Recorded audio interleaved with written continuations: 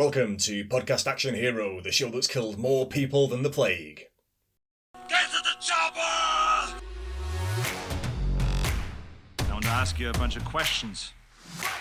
Hey, Christmas tree! I want to have them answered immediately. I'm not a pervert! You son of a bitch! I think myself very sensitive. Get your ass to Mars. I'm not shitting on you. Fuck you, asshole. Hi, I'm Gavin, I'm Jamie. and this is the podcast where we basically talk about Arnold Schwarzenegger films for an hour. And in this special Christmas episode, we are talking about 2010's, 2012's, and 2014's Expendables Trilogy.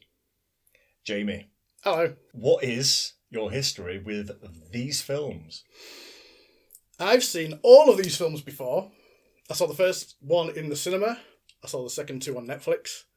And I had opinions on them from an early stage. At least from an early age. From then. an early age, yeah. When I first found out about the Expendables, I was 14. Clearly not true. So I actually have a history, but it's not an interesting one. How about you? I also have a history, but not an interesting one. So I don't remember the first time that I saw any of these films, apart from the third one, because that was today. And so I really feel like I'm fulfilling the Jamie role in this part of the How conversation. the worm has turned, my friend. This is actually a first, and it is a Christmas miracle. It is. So I'm happy about it.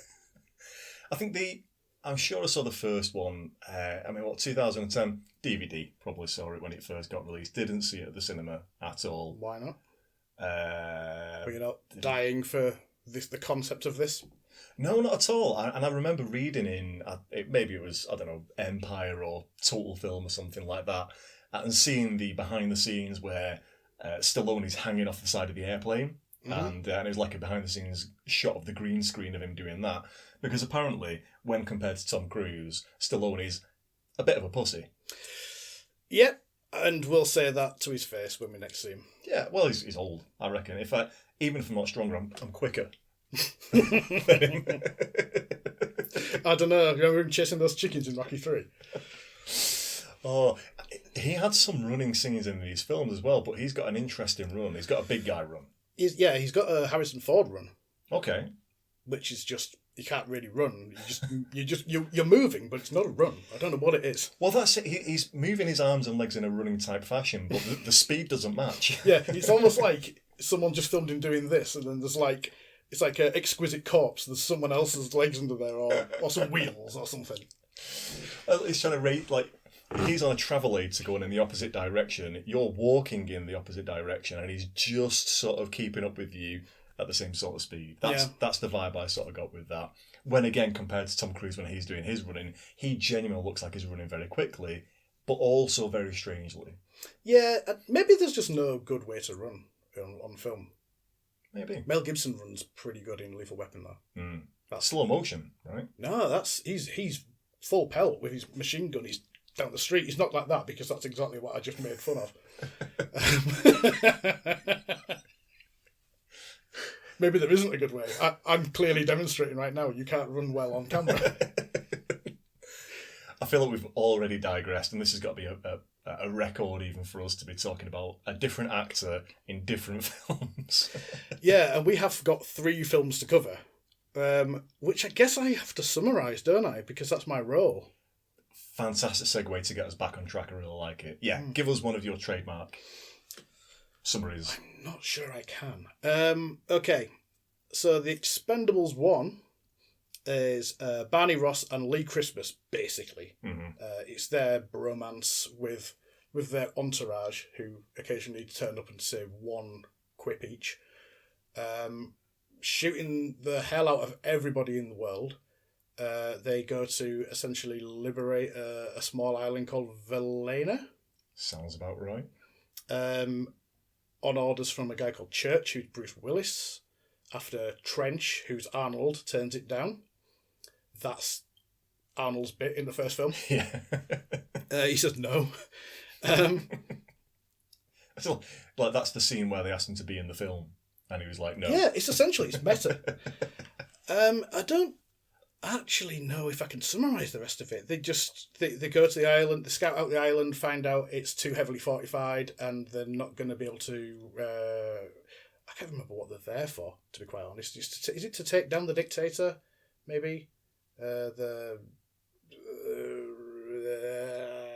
what's his name? Someone Eric Roberts. Yes, he's the baddest of the bad CIA guys. Yeah, and basically he needs to be taken out. But they realise it's too big of an ask, so they decide not to do it. And then because they've met this woman who's the daughter of a general who's under Eric Roberts' thumb, they decide, look, let's give it a go for her.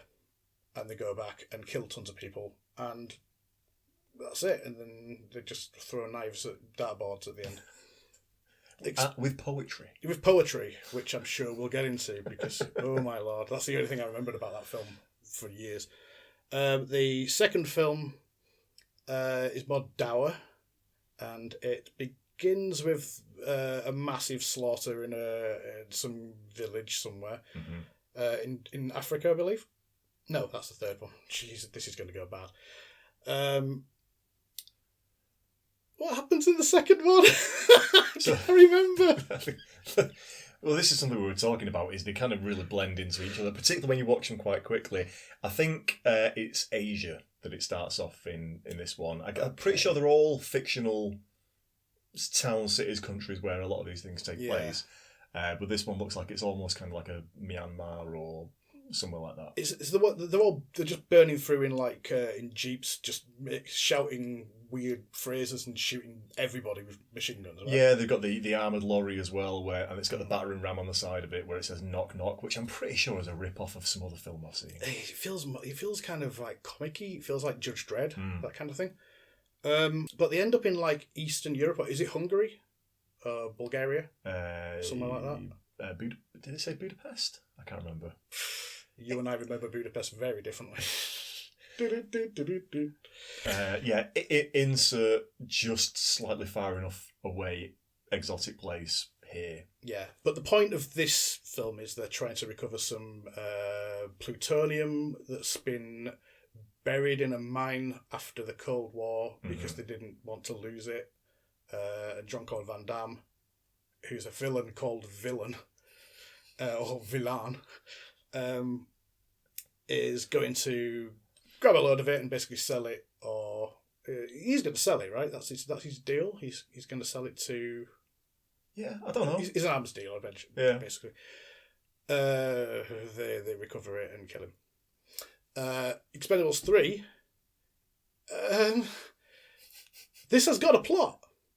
Expendables 3 starts with the rescue of Wesley Snipes, whose character name I've forgotten already, but it then goes on to they track down a guy who's doing like an arms deal, and it turns out to be one of the people who founded the Expendables, played by Mel Gibson, who's called Conrad Stonebanks, and it's basically personal. This one, it's like they're taking him out. They're ordered to do it. This time it's personal. Exactly. I mean, if it hadn't been personal before, which it should have been by this point, and yeah, so this one is just he decides Barney Ross decides to get rid of his old team because they're getting on a bit, but he's worried more about them not coming home alive, which is a strange thing to then go, well, I'll get some more people who I don't care because they're younger.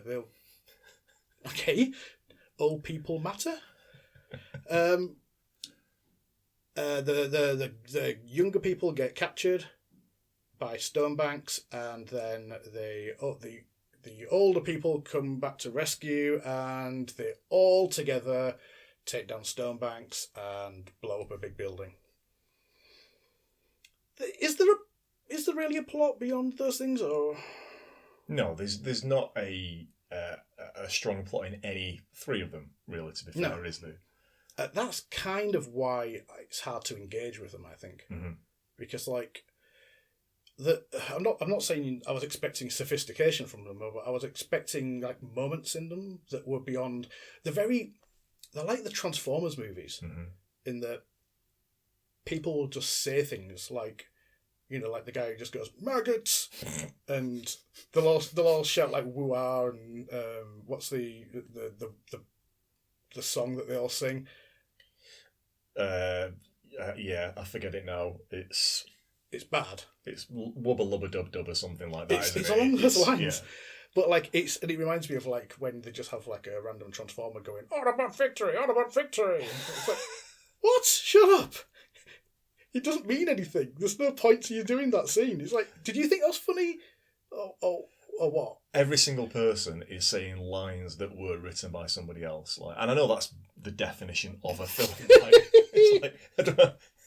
I don't want this to be like a repeat of the time in episode 1 where you told me about stuntmen were a thing, and this is where you tell me that, did you know that there's scripts that people read? This isn't that, right? I'm not sure there isn't this case. I think that, but when you're watching a really good film and a really good performance, because it seems like the person who is saying those lines is the character who is saying those lines spontaneously. And yeah. You never, ever get that in this film. Every single one is kind of like, oh yeah, somebody wrote that as a line to sound cool. It's like there was a pool of cool lines, mm-hmm.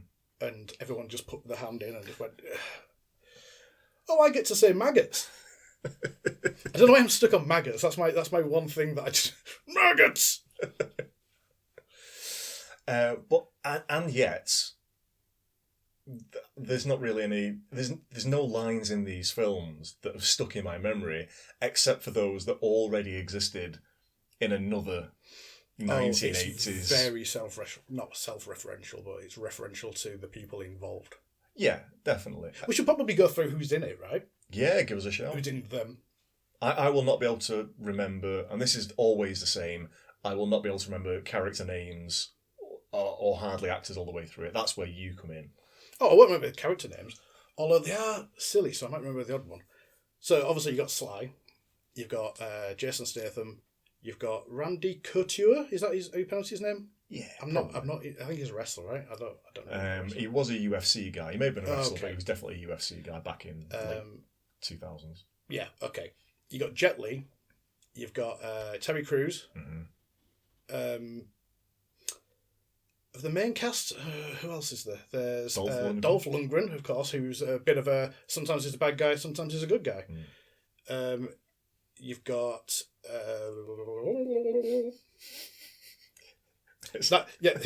that's how you pronounce the name. How's that credited on IMDb?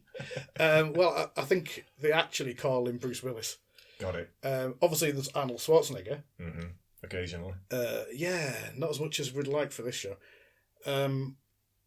You've got Stone Cold Steve Austin, the first one. Oh, God, yeah, I forgot about that. Mm-hmm. Obviously, Eric Roberts as well. Mm. That guy who plays the general. I've seen him in a ton of stuff, but I couldn't tell you his name. Yeah, I remember him as Angel Batista from the TV series Dexter. Oh, okay. He was in that. And then, you've got Chuck Norris in the second one. Mm-hmm. You've also got Jean-Claude Van Damme in the second one. Yeah. You should have had Steven Seagal in the second one, really. But he said no, apparently. Really? Yeah. Who knew? He had standards. Apparently beggars can be choosers. Or maybe they asked him to do more than stand there. I feel like I'm missing a really big one. I'll just keep going, and it'll come to me. You've got Harrison Ford in the third one. You've got Mel Gibson in the third one. You've got Wesley Snipes in the third one. You've also got Liam Hemsworth in the second. Yeah. And then the third one, you've got Ronda Rousey. You've got... Actually, I don't know any of the other young ones. No, I didn't recognise any of them. I only recognise Ronda Rousey because she, again, was UFC, and by this point, possibly wrestling? I couldn't tell you. Who's the guy you recognise as well? Scott Atkins? Scott Adkins, yeah. Adkins, right. British guy in the second one playing a Belgian? Frenchman, possibly? I don't think it really matters at this point. Terry Crews is meant to be Native American. Okay, yeah, why not? I mean, it's just, it wouldn't have struck me as a thing. I feel like they put that in as a sort of here's an interesting thing because I've got no character otherwise, except for I like a big gun. Mm. Hail Caesar was his character. That's one character name I did remember. Yeah, Hail Caesar. Gunnar is Dolph Lundgren. Jet Li. Oh, I can't remember Jet Li's name. Yin Yang. Oh, Jesus. Maybe that's why I don't remember. Oh, it. dear. Mickey Rourke, who I was trying to remember. Got it, yeah. He was He called was Tool. Cool Tool, you gotta be a fool. Lee Christmas, obviously. Yeah. Wow, yeah, there's some bad names. Yeah, some of the best names since the End of Days episode. Oh, yeah, Bobby Chicago. Hey, Bobby Chicago. Finally, it's on camera. Yeah, I couldn't tell you Randy Couture's name, though. No, it's gone right out of my head as well. But he's like... I'm sure it's like Railroad or something like that. He had like a Transformers type name. Do you think Stallone just wrote a Transformers film? But then they wouldn't give him the budget for robots, so he just picks bodybuilders instead. Yeah, why not? Who's almost as big as a robot? What was that? That was me. That was just me. I sometimes sound like that.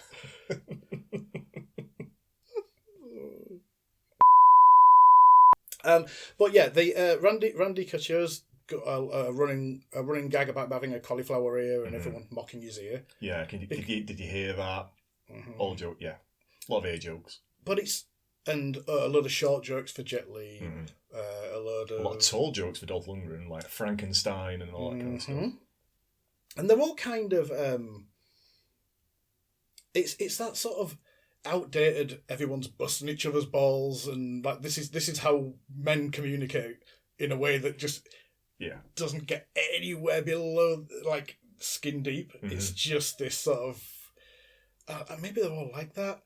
It's it's the biker gang, heavy metal kind of. It's just this really weird, like for a film that's trading on nostalgia. It's trading on nostalgia from before they were around. From what I can tell, it feels like a 70s thing. Yeah, the man thing through this film was something that maybe I didn't pick up on it when I first watched it, but watching all three really close together really stood out to me. The idea that it was men being men and doing manly things and saying manly things to each other or at each other as well, and that, like you say, we never get below like superficial surface level emotions or anything like that. We will take the piss out of each other, but there's no hugs. Sometimes there's a sideways fist bump. Yeah. That was the thing between Christmas and Barney, wasn't it? But it's all just kind of like posturing, machoism, trying to show that they are the toughest out of all the people that they're around. Yeah, it's really weird. It doesn't jive with the time it came out, and it makes it feel like they're trying to make a point. Like modern films are a bit too touchy-feely for us. This is what you really like, but it's like you've just basically made a film for dads, like of a certain type. It's like it's the kind who get those birthday cards that have just got a vintage car on them or something like that, or just some beer at a golf club because we can't think of anything else for you. What the dads even like? Yeah, to be left alone, I think. But yeah, it's a strange thing, and like all their locations, like they all meet in these kind of dive bars where they're playing sort of Leonard Skinner kind of music or whatever. Towards the third one, they're in a bit more of a bar I probably would go in, still be a little bit like, it's not that kind of place, but at least I probably won't get stabbed here. So maybe they're growing with the youth element in there. I don't know. So talking about the film's treatment of men in terms of like the attitude and the way that they're talking, what are your thoughts on the way that these films treat women? There are women in these films? There's at least two. Yeah. There's the general's daughter in the first one. There's she's like a liaison in the second one. I can't remember her character name. Yeah, but she's actually pretty cool. Was it like Maggie or something like that? Maggie, yeah. Why am I remembering the characters' names? There's been a real, because you've got to do something. There's a real reversal going on in this episode. And then you got, I guess, Ronda Rousey in the third one. There's no other real notable female character in that one, I don't think. So like one that they've got a quota of one. Yeah. yeah, do you have thoughts on that? So one thing that really stood out to me from these films and the female characters in them is, as far as female characters go, they seem to give them some level of agency, but only within the context of Stallone's character Barney has actually turned up and then created an opportunity for them to be able to do something. So in the first one, for example, I forget the female characters that I'm going to say Maria because chances are you're right. yeah. I'm thinking of like Hollywood are going to have like a Latina South American woman. Let's call her Maria. Yeah. So she is trying to sort of overthrow, or at least she's like trying to disobey who turns out to be her father, the general, right? Who's like the dictator of this island. And Barney turns up and then he decides he's going to sort of help her out and all these kind of things. Something happened at the end of every single one of these films between Stallone and the female character. You could call her the female lead, but like you say, essentially the only the female in the film. And at the end of the first one, you've got the point where Barney's about to fly away in his plane, and you've got this last sort of like interaction between him and then Maria, again we'll call her, where imagine if it actually is Maria. It probably is. And they're doing that thing where they're sort of very close, they're looking into each other's eyes, they're talking very softly, and it's like that, will they, won't they? And then Stallone, he chooses not to do that. And there's because she'd have gone with it in an instant. Oh, well, obviously, because he's... Look at that face. Saved the day, yeah, oh God. Do I have to? Well, I guess I did for at least another 2 more films. I'll let you get back, but slight digression. Go on. In the third film, when he gets rid of his goatee, he actually looks more normal. What was going on with that? Well, he had a Stallone goatee. with facial hair is just weird, right? Yeah, he looks like one of those... have you ever seen those like photographs of people where they've been in an accident, they've died, their entire head's been destroyed, and then it's been reconstructed to look... No, I haven't. This is a thing you can just find. Yeah, mate. It looks like it was drawn on. Okay. Or I'll tell you what, I'll give you a better example. Have you ever seen one of those pictures where somebody's got their baby and then use like a mascara to draw a little beard and like inquisitive eyebrows on them? One of those babies with a really thick neck.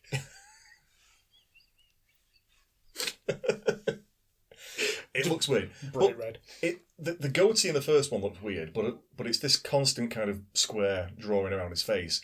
In his second one, it's more of a handlebar moustache. Have you noticed that? It starts here and goes down here. It's like my beard, to be fair. It doesn't connect here. Yeah. Right. So what you just watch what you say now, because it could apply to you as well. Wow. Just saying. But I agree. In the third one, that is gone. He looks relatively like a human, and then it's all good. Yeah. I think partially that's why I prefer the third one. What was your favourite of the 3, by the way? Oh, that's like asking. Try again. That's like asking what your favourite child is when you hate all of them. Which one would you say from a burning building? Do I have to? Yeah, I guess the third one.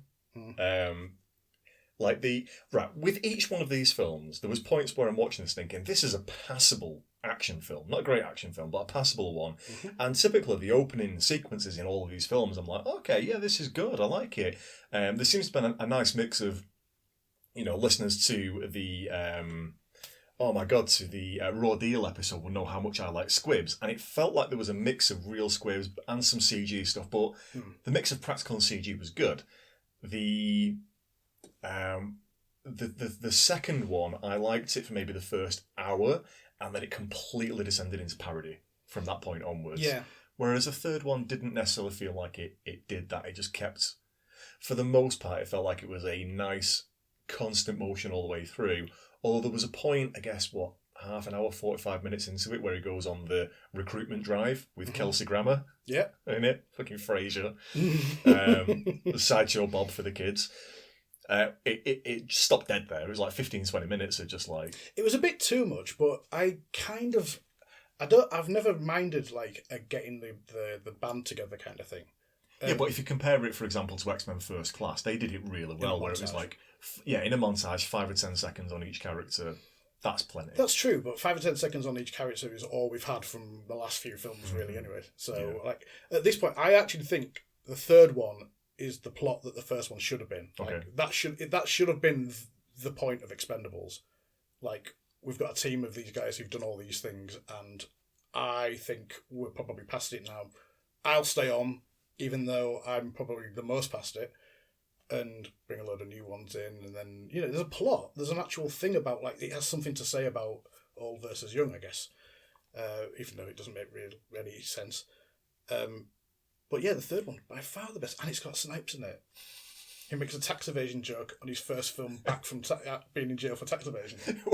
When I watched it, and they've got him tied up, he's got almost like the Hannibal Lecter sort of setup. We've got, you know, leather straps holding him in and stuff. My first note at that point was, this is Wesley Snipes locked up for tax evasion. So I was not expecting him to make the tax evasion joke when he was in there. I was like, well played, sir. Well played. Absolutely. I mean, I suppose well played Stallone. I guess he wrote it. Yeah. He was a co-writer on the second and third one, I think. But sorry, by the way, I said it was a digression, and we've digressed like twice since then, but you were making a point about the women. Well, it's fine, because I think it relates to something that you talked about there, about with the plot in the third one, about you know, getting old and bringing in the young people and everything. And I think all of these films, these are dad films, and all of these films they're about getting old, right? Yeah. And it's the way I think of it is for people who have grown up, or not even grown up, but maybe they were in their prime when these films were out in the in the 80s, and I guess the early 90s as well. And it's saying that, yeah, we might be old, but we're still tough. We can still do the thing. We can still achieve the mission.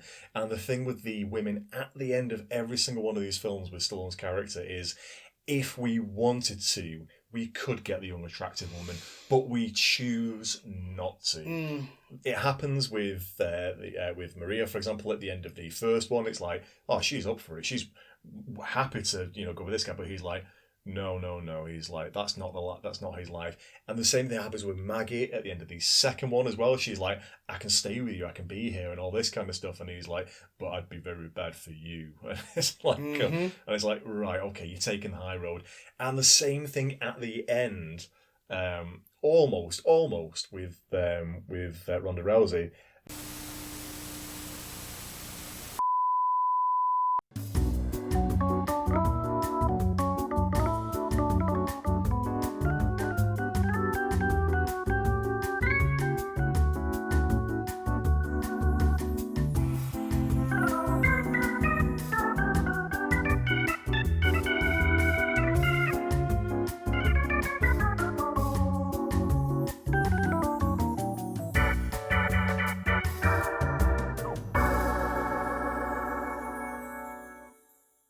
She says to him, if you were 30 years younger, and then he goes, I'd have been afraid of you.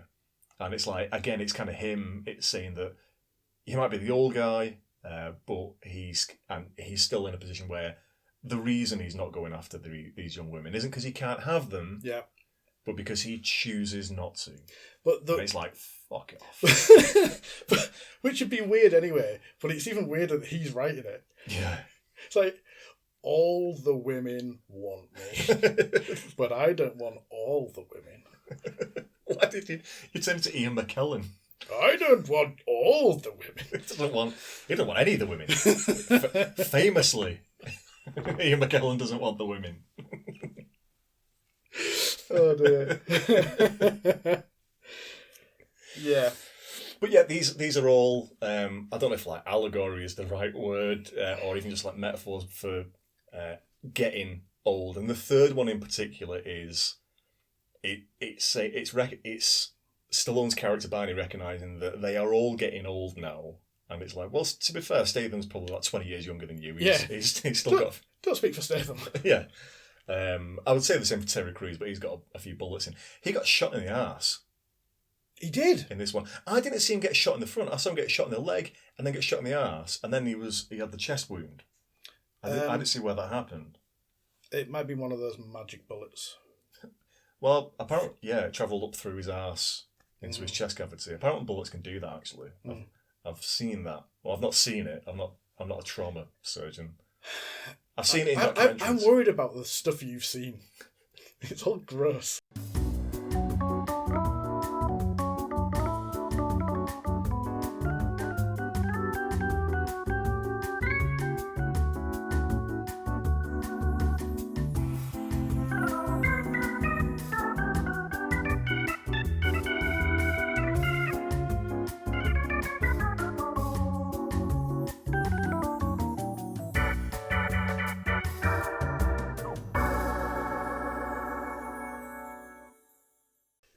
What are your thoughts on the use of the one-liners in this one?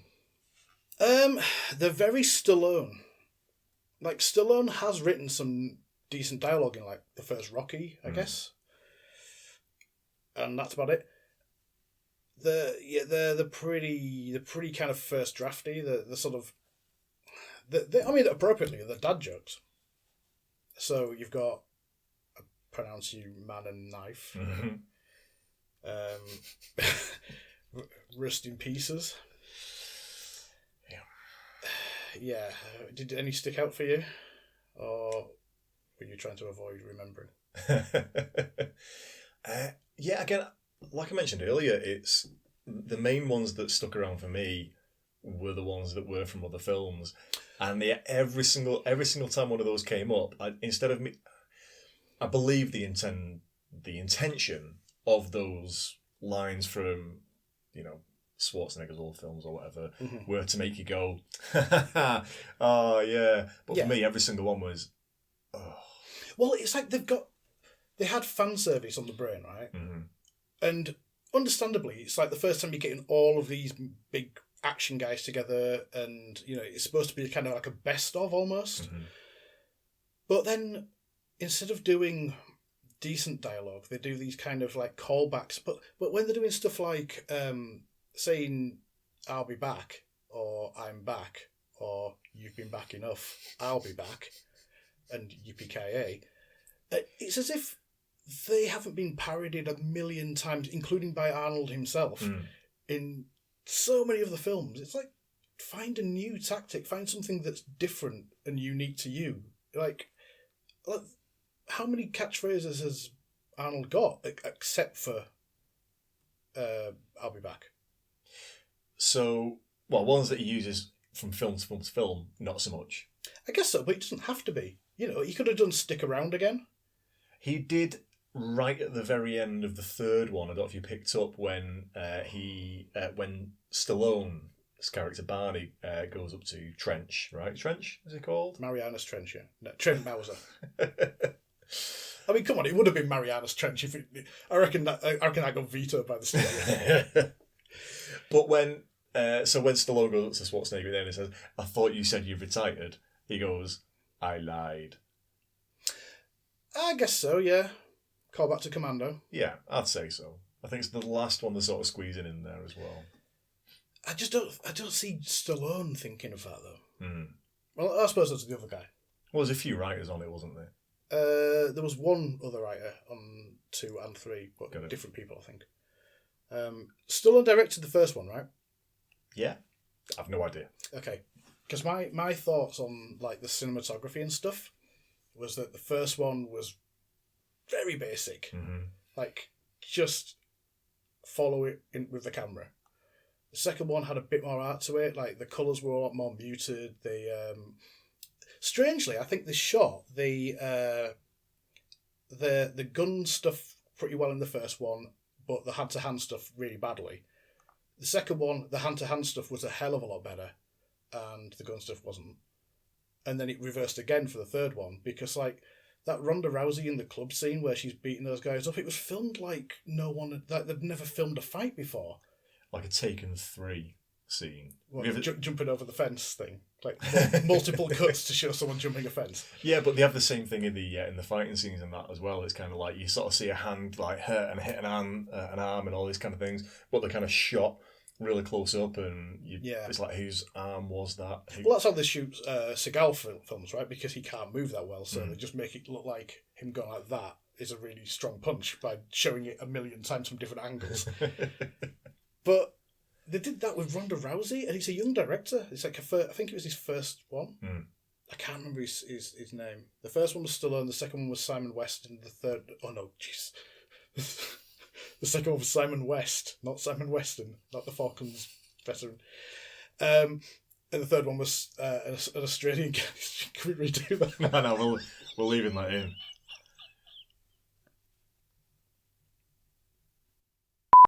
So the first one was Stallone. The first one... Oh, shit. So the first one was directed by Stallone. The second one was directed by Simon West, who I think did the Tomb Raider movies. Right. And then the third one, this was his first feature film, I think. It was like an Australian guy. I can't remember his name, but he's the guy who's done like The Hitman's Bodyguard and stuff like that since. Got it. So he's a young director. He's like in his 20s, I think. The special features were all about how everyone's saying he's like young and he's got more energy than any of us. And it's just weird that they filmed Ronda Rousey's fight scene as if A, she can't fight, and B, we're disguising the fact that she can't fight. You know, it's like, it's a weird choice. Yeah, because the idea is anybody watching this, I would assume, would be the sort of person who would know who Ronda Rousey is. You know, she's in there, I suspect, in a way, as some of that fan service, even though she's not got that history of action films. She was huge at the time in terms of the UFC. She was like this big up-and-coming fighter. I think she got her ass handed to her a few times and then made the move over into WWE. She became the new Hot Rod. She was like wearing Rowdy Roddy Piper. You know? Oh, I thought you meant from Transformers. No, Jamie, not everything is about Transformers. It is. No, this literal podcast, despite talking about it, is not about Transformers. These notes will prove. Okay, is Hot Rod something to do with Roddy Piper then? Yeah, so Roddy Piper used to be in WWF, I guess it would have been back in those days. I remember those days. And he was, he had the white t-shirt and then in like red and orange writing, it said Hot Rod on it. And then and he wore a kilt. And so there was, it might have only been, this is where if there's any, you know, wrestling fans listening to this episode, they'll be sounding off now saying, oh, it was only one fight, it was a tribute after Roddy Piper had passed away and all this kind of things. But that was the thing. She went over to WWE, as it now is, because the Panda Bears got mad, apparently, and said, you can't be WWF.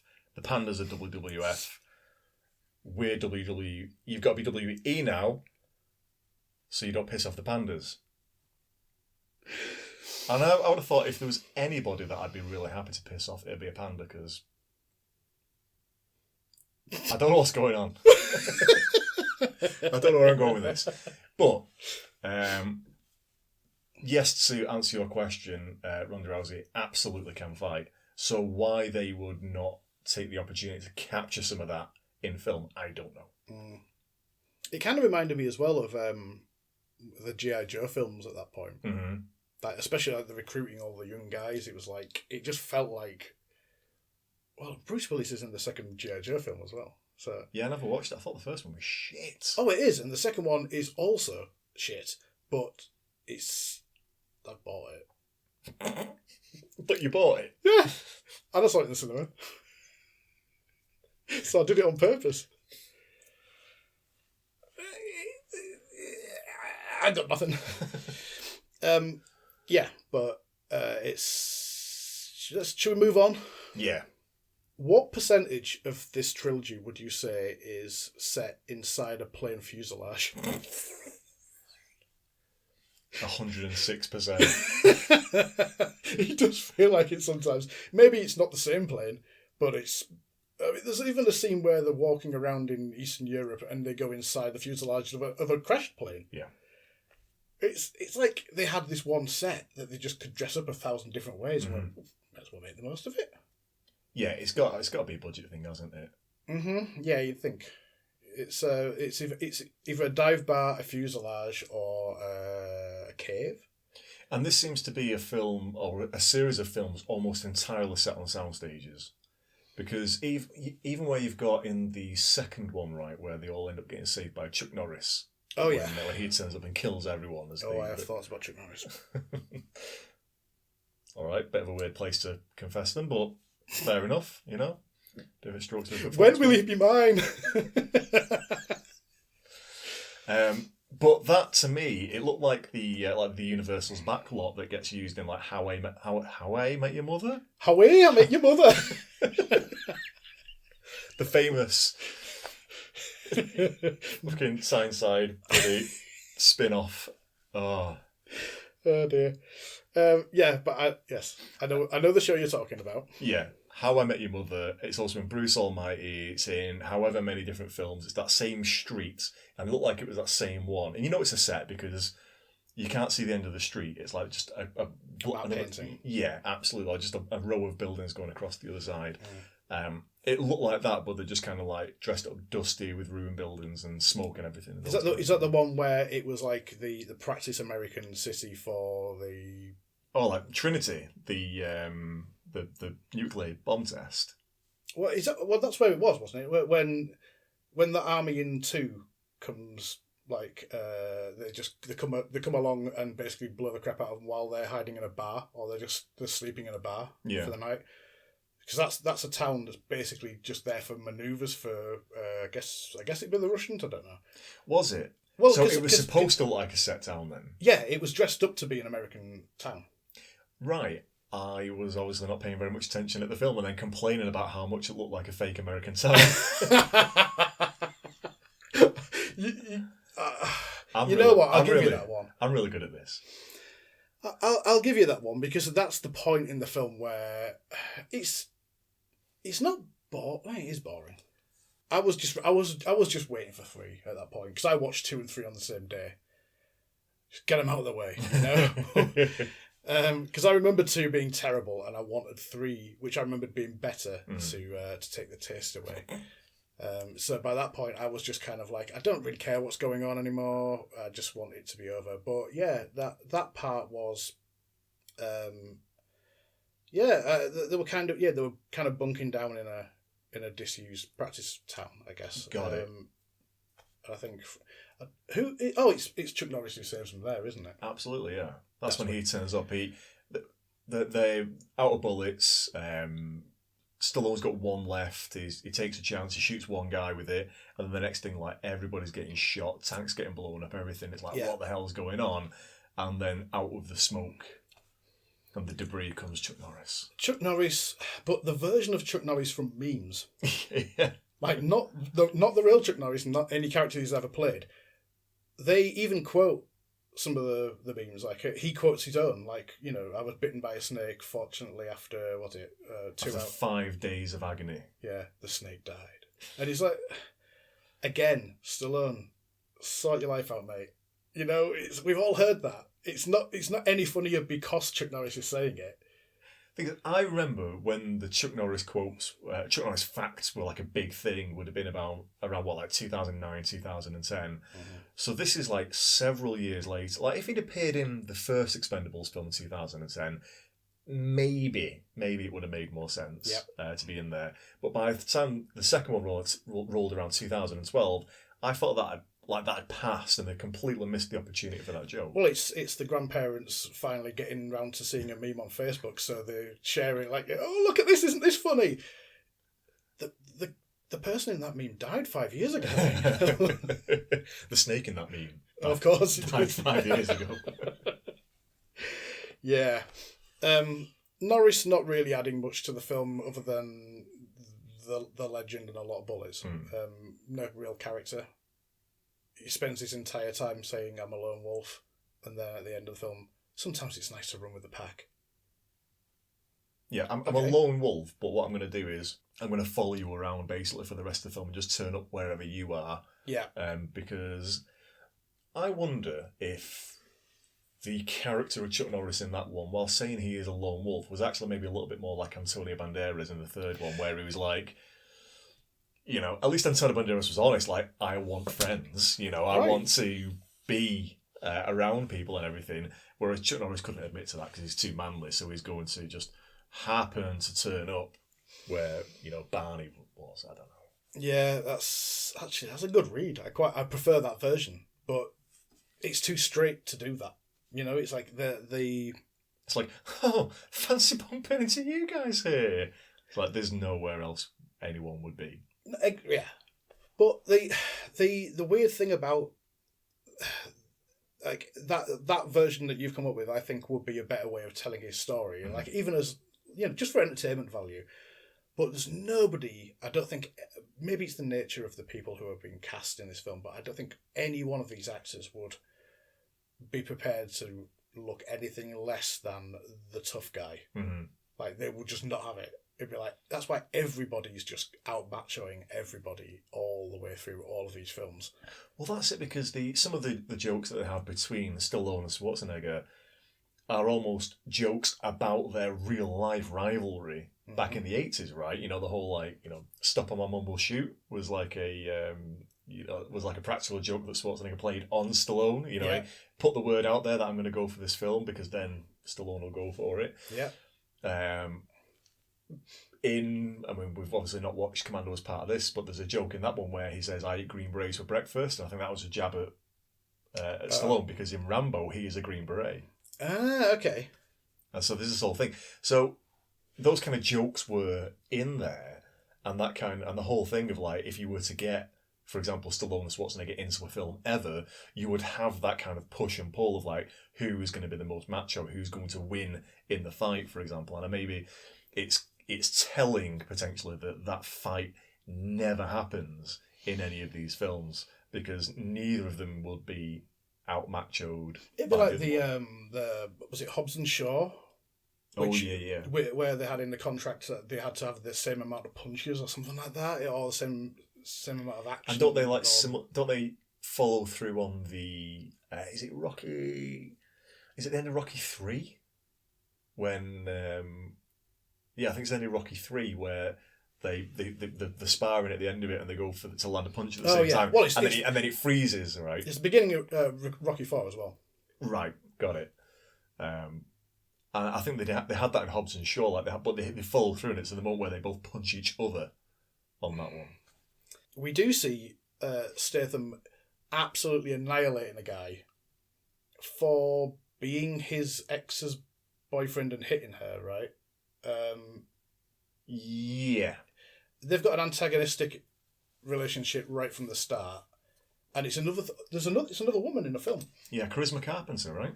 She was in Buffy. Yeah. Yeah. Okay. And it was that or Babylon 5 or something like that.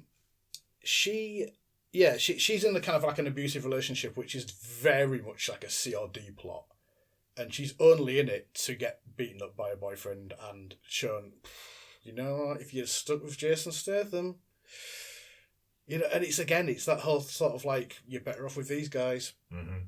And, if they choose you, if they deign to choose you, exactly, you'd better be okay with it. It's like, this guy will never be there for you. He will always be away for like 360 days a year or something like that. But if you just be alone for the rest of your life, at least for those 5 days, you'll get to spend them with this guy who, as a thank you, will not hit you. Mm-hmm. That's my read of that scene. Yeah, and that's the Christmas guarantee. Yeah, it's like, if those are your prospects, you've got this guy who will be there and beat you, or Lee Christmas, who will never be there, to the point where he doesn't even realise that you've moved on. And honestly, looking at him and knowing what he does for a living, would you believe when he said, "I'll never beat you"? Well, she didn't know what he did for a living. She still didn't know what he did for a living. Because after he confronts her new partner and beats up his entire gang and almost stabs him in the chest, but straight, sort of just enough through a basketball, when he's driving off, then he says, "Now you know what I do for a living." What? Just pop basketballs? Yeah. Beat people up on the street? What? That doesn't say anything. What, you a bouncer? The dialogue is just terrible as well. I did describe it in my notes as his dialogue is like a dog writing poetry. It's just everything. You know what I mean? He's got like a lyrical way of writing. Like, everything's like this sage advice kind of thing. It's not like, it's perfunctory, but it's kind of cliched in a lot of places. But he's always got this thing where it's almost like he's overreaching for his. I don't want to, say he's not smart, because he's obviously smarter than I am. Look at him; he's where he is. But like, it feels like he's always trying to write a little bit above his ability. So he's putting in things that feel fancy, but that don't really go anywhere. What it reminds me of is back in the Conan the Barbarian episode, it opens up with a Nietzsche quote. And we joked at that time, it's like, a first year film school student being super edgy by putting that in there. And it's like, and it is an overreach. And I think that's kind of the same in here. It's like, I don't know. This film almost knows what it's trying to be. It's trying to be this like really dumb action film that is for dads who miss what it was like to be that, and we can still, live vicariously through these guys who are old but still doing all this kind of stuff. If it just stuck to that, then it'd be fine. But it's trying to take that and say, but we can also be literate. We can also have read. Well, Mickey Rourke's Tool, Tool, the character played by Mickey Rourke, has clearly read Charlotte's Web, because there's a much too prominent scene where he's talking about a Charlotte's Web, spider web tattoo on Lee Christmas's head, and maybe you could get it, and maybe you could get the spider. It's like coming out of his ear or something like that. Yeah, he doesn't say anything about the pig, so maybe he hasn't read it. But yeah, it's things like that where it's like it's weird little references and little fancy moments. I don't know how else to describe it. Maybe I'm not the best person with words either. But the kind of in place of characterization. So like everything feels like something that Stallone would say if he was trying to give you a bit of advice on like Cameo or something like that. If you just said, you've got 5 seconds with Stallone, you're like, can you give me some advice? And he just give you one of the lines that he then gives to like Terry Crews, or he gives to Randy Couture or someone like that. And it's like, it's just these tiny little moments that don't mean anything. And it's like, there you go, that's your character. What, I say something about having a big gun. Okay, that's as far as it's going to go. Yeah. And that's always one of the challenges you've got in these, what would you call it, ensemble films. Like even with like Avengers, for example, they're always going to have like where you've got so many characters, it's difficult to give them that development. And with those, it took 10 years worth of films in some cases to build those characters up, and it's always the challenge you're going to have. And it was always the issue with like the older superhero films, wasn't it? Even the original X-Men, the original Spider-Man, was there's not enough time. The more characters you introduce, the less time they have to develop. But I'm not entirely convinced that even if there was two characters in these films, two characters all the way through. You said like the first one, for example, was basically, it was a Barney and a Lee Christmas thing with other characters in it. If all three films were just like a buddy movie between them two, I'm still convinced by the end of it we wouldn't really know anything about. Well, we don't even know Barney Ross's real name. Well, that was it. I didn't even notice that until you pointed out that they said, Barney. What is it? Barney Ross, was it? Mm-hmm. If that is indeed your real name. Well, the thing is, like, if Barney Ross isn't his real name, and like Hail Caesar is Terry Crews' real name, I would be ecstatic and have a new level of appreciation for this film. Is that what these characters are? These are all fake. Like, they've chosen these names. In which case, Statham's chosen the name Lee Christmas, so people will make jokes about Christmas is coming and the knife before Christmas. Yeah. What was it? Snipes was called Doc something. He was called Doc, but he also had another name. I can't remember what that was. I don't remember it. But they're all kind of, yeah, they are sort of Transformers / G.I. Joe codename kind of things. So I guess that's just a thing you get assigned and put on your dog tags or whatever. The dog tags that get hung up in the plane when you're dead. When you're dead. So Wesley Snipes can go jingle jingle. Did we see those hung up in previous films? No. No, because that would imply that there was a history that he'd thought about in the previous films. Like the third film. The second film's weird. They're all weird. The second film kind of hints that it's a salaried position because Liam Hemsworth, what's his name? He's got a silly name as well. Billy the Kid. Right. He he does the typical, he's definitely going to die in this film because he wants out. But he's saying, like, I'll work till the end of the month. Mm-hmm. And I took this job because it was good money. And I was like, aren't they mercenaries? Yeah, good money, So great benefits, excellent dental plan. I mean, unless that was meant to be sarcasm, which maybe Liam Hemsworth can't play, then if he was being serious, how could that be a salary position as mercenaries? And why would you work your notice? You know, like, what are you going to do? Oh, I'll, it's not fair on you if I leave now, because your next, Bolivian manhunt won't go quite as well. So I'm the sniper guy who's quite useful. So I'll work my notice. You can interview a few more snipers, and then I guess best of luck with your future endeavours. But it's clearly not that. Maybe that's how mercenary work works. Maybe. But then in the third one, you got Conrad Stonebanks is mocking them all and kind of saying, I'm doing you a favour by killing you because that means you'll never have to work for the government. And, well... You don't have to work for the man.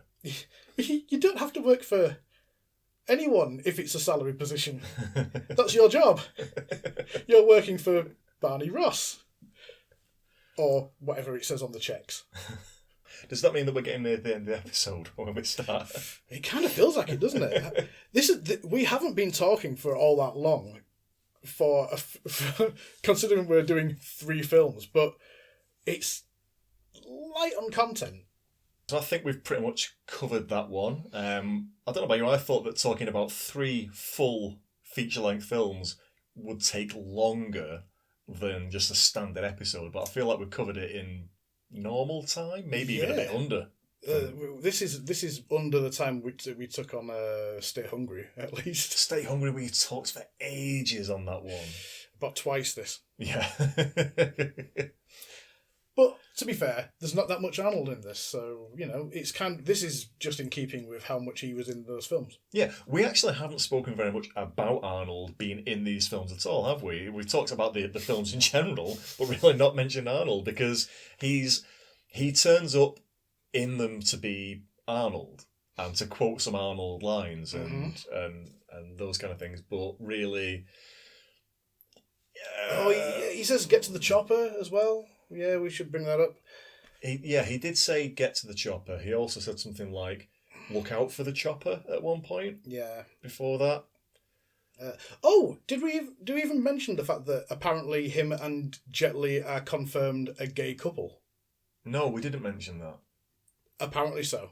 Because there's a scene right at the end of 3 where Barney says get a room, and because they're like head to head kind of thing going like laughing at Barney, and he says get a room, and they say we don't need a room.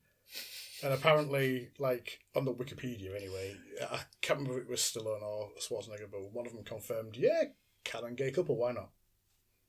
Good for and I don't know whether they wrote it that way or whether they just went, well, if people think that, we may as well just say so and score a few points. Yeah, absolutely. Good for them. Yeah. Why not? It's the most progressive thing in the entire trilogy, so throw him a bone. But yeah, the rest of it is Arnold's presence is he turns up, he says some lines, he helps out more in the third one, would you say? He helps out more in the third one. I suppose second and third. He's actually active, but... But these are by no means Schwarzenegger films, are they? It's almost like, for the most part, cameos. Yeah, well, that's kind of why we've done them as one episode, because doing one each, like, if we'd done the Expendables 1 as one episode, we'd have had to have kind of rethought what our entire podcast is, really. So, yeah, we get 20 minutes of him across 3 films. It almost qualifies as an episode. Yeah. And we've had a laugh, Okay, in that case then, shall we rate this thing? Let's do it.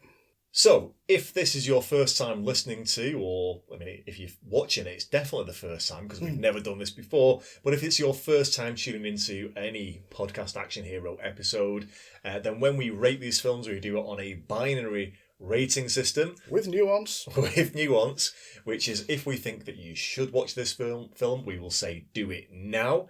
And if we think that you should not watch this film, we will say put the cookie down. And so, Jamie, I'll turn over to you first of all. Would you say for the Expendables Trilogy, do it now or put the cookie down? No, put the cookie down. It's garbs, mate. They're just out of date. They're out of date and they don't know it. They're everything we've just said. We've kind of got a lot of this stuff out of our systems, I think, already. But like, I thought I'd like this. Like, when I first heard of the project, I was like, oh, it's going to be like an old-fashioned 80s kind of thing. But you forget there's a layer of irony that only comes with age. And, like, they can't be aware of how silly they are. And it's only like 10, 20 years later when you go, that it's not held up, but it's still fun. And you can't manufacture that. And maybe they didn't try, but that was maybe what they were selling it on. And in that way, it's not a satisfying, film or trilogy, really. Like I say, I think they got the hang of it by the third one, and I wish they'd started with that and used that as a base and gone from there. And if that had been the case, yeah, if we were recommending one of them, I would say do it now to 3. But I would absolutely say put the cookie down for the trilogy because you've got 4 hours of guff before you get to that. And it's like I say, 2 hours of that workman-like film production with very little to keep you interested unless you just like quips. That's Space Marines and Aliens sort of banter, as they call it. I hate that word. Classic Bants. Classic Bants, Archbishop of Banterbury. Yeah, it's. There are things to love, but you have to. They are diamonds in dog shit. You know, they're not even diamonds. They're like quartz, something like that. Jolly Ranchers. Oh God! And what are you going to do with it once you've got it? This isn't watermelon. If you've had a Jolly Rancher, I think it's probably going to be improved. So yeah, put the cookie down. It's not like a put it down in disgust. It's just don't waste your time. There are better things to do with your life. Do you have a more positive or negative opinion? Oh, do it now, mate, all the way. No, I can't. I'm joking. I couldn't even keep a straight face on it. I wasn't judging you. I was just surprised. So somewhere in these 3 films, there is a good action film. Like, there's parts of these films you could take, and I think I mentioned it briefly earlier that the opening scenes to all 3 of these films are good. I all 3 of these films. Like, okay, this is great. Straight into it. No messing about. We've talked in some of the previous episodes about some of the long extended title sequences. Yeah. This is very much of its time. It's straight into it. Yeah. No messing about. And those action set pieces were great. And absolutely loved them. Take them, and there's a good action film there.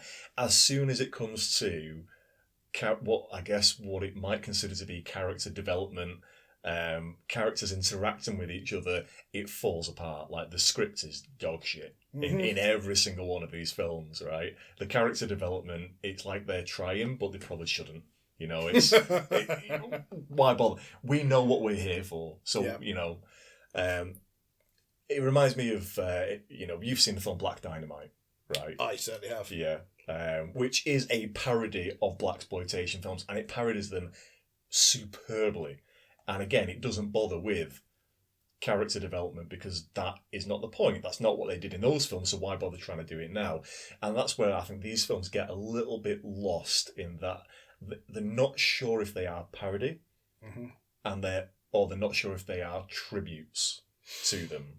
I get you. They seem to get lost, especially again the second one. Again, the second one, that's where the scene where they're in the airport towards the end, the fighting, and you have the "I'll be back, you've been back enough, I'll be back, I'll be back, I'll be back, yippee-ki-yay." That, I feel like I'm undermining my point. That was the point where I turned it off because I was like, right, so it is a parody then. And 10 minutes before, you were in a war-torn village pledging to, actually, a group of women. Yeah. So, you know, give them credit there. They did put some women in. No. Pledging to them that they're going to save their village. And, like, everything's grey and depressing. And it starts to feel quite heavy. Mm-hmm. Actually, no, there's the cave bit after that. But it's all been quite downbeat. Mm-hmm. And then suddenly it's comedic again. And it's like, pick a lane. Yeah, so it's like, for me, you could strip out all that parody stuff out of it, and there is some good action films in here, but like you've got to sit through so much shit to be able to get to those particular points that it's just not worth it. And also, based on the fact that if this was just, you know, podcast action hero, as in we are just talking about action films in general, then fair enough, you know, you could watch these and find them enjoyable. But sticking to the concept of the show, which is that this is about Arnold Schwarzenegger films, that's not what these are, ultimately. He's in them. I will say this is better than the Iron Mask. He's in them more. So is falling down the stairs. Painful rectal itch.